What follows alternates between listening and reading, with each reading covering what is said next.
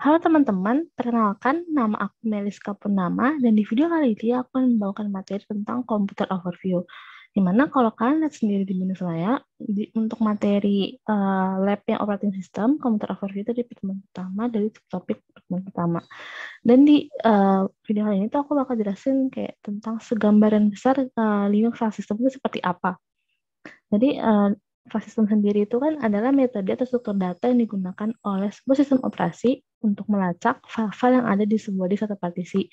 Jadi aku jelaskan kayak kurang lebih metode atau struktur data di dalam Linux itu seperti apa. Jadi kalau kalian lihat sendiri nih di yang paling atas itu ada root, namanya aja kayak root itu berarti akar atau pusat dari semua file-file sistem yang ada di bawahnya. Berarti yang ada di subdirectory di bawah jadi yang warna biru ini.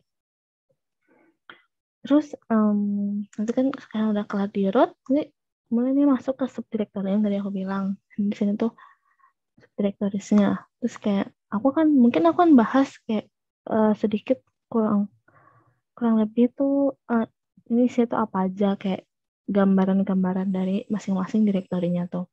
Misalnya ada bin itu binaries. Jadi direktorinya ini berisi commands atau perintah-perintah binary yang tersedia untuk semua user gitu. Terus di sini ada boot atau bootloader. Jadi direktori ini tuh isinya kayak file-file penting bagi sistem untuk melakukan proses booting ke sistem operasi. Terus ada dev atau device. Direktori ini tuh berisi device files, yaitu itu kayak sebuah file yang bekerja sebagai interface bagi driver sebuah perangkat untuk mengakses perangkat tersebut. Tuh. Terus ada etc atau etc atau yang lebih dikenal sebagai lain-lain. Jadi direktori itu berisi konfigurasi-konfigurasi yang mencakup hampir keseluruhan semua sistem. Terus ada home, itu ada user homes directory. Jadi home ini tuh kayak kalau kalian masuk ke Ubuntu itu kan kalian suruh login sama masukin password. Nah itu kan berarti misalnya kita PRK. Jadi di home itu bakal ada user namanya misalnya user PRK. Bisa juga di user lain misalnya aku Meliska atau ada satu lagi kayak Putri gitu. Jadi di home ini tuh usernya tuh nggak cuma satu, bisa kayak banyak gitu usernya. Jadi kalau di Windows tuh mirip sama DC yang di usersnya. Jadi kayak bisa Meliska Purnama atau bisa misalnya bisa Putri atau yang lain-lainnya gitu. Ini kurang lebih itu kayak gitu. Terus untuk lib itu adalah libraries. Jadi direktorinya itu berisi hal-hal penting yang berhubungan dengan binary. Yaitu kayak berhubungan sama si sbin dan cbin itu. Terus ini ada media. Media itu media mount point. Jadi kayak directory untuk mount point bagi perangkat-perangkat yang bersifat removable. Kayak perangkat-perangkat removable tuh kayak flash disk, CD-ROM, dan lainnya. Di sini tuh ada MMT atau Temporary Mounted File System. Jadi direktori ini tuh kayak direktori untuk mount point sebuah file system yang sifatnya juga sementara. Terus ada optional, OPT.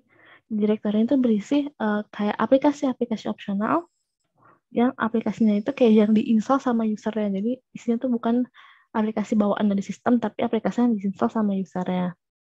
Terus ada root lagi, terus root ini kayak directory home bagi si penggunanya, kayak usernya. Terus ada sbin atau essential system binaries.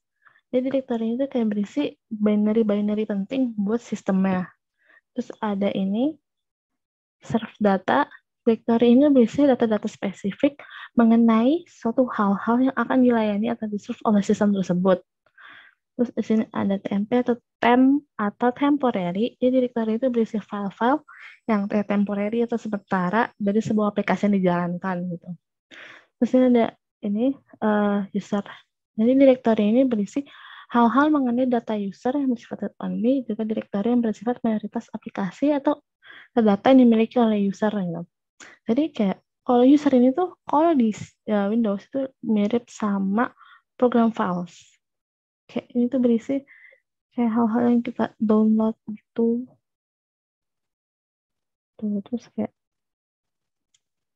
kalau di sini juga berarti kan kayak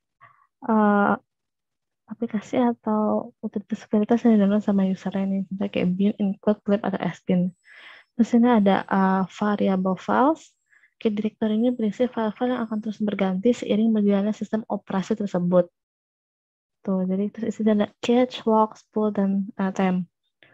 Jadi sebenarnya kurang lebih Linux file system itu seperti gambar ini. Jadi saya harap di video kali ini jadi kalian memiliki sedikit gambaran tentang Linux file system itu seperti apa. Dimulai dari root, subdirectories, dan bagian-bagian di dalam subdirectories ya. Jadi sekian dari video kali ini. Terima kasih.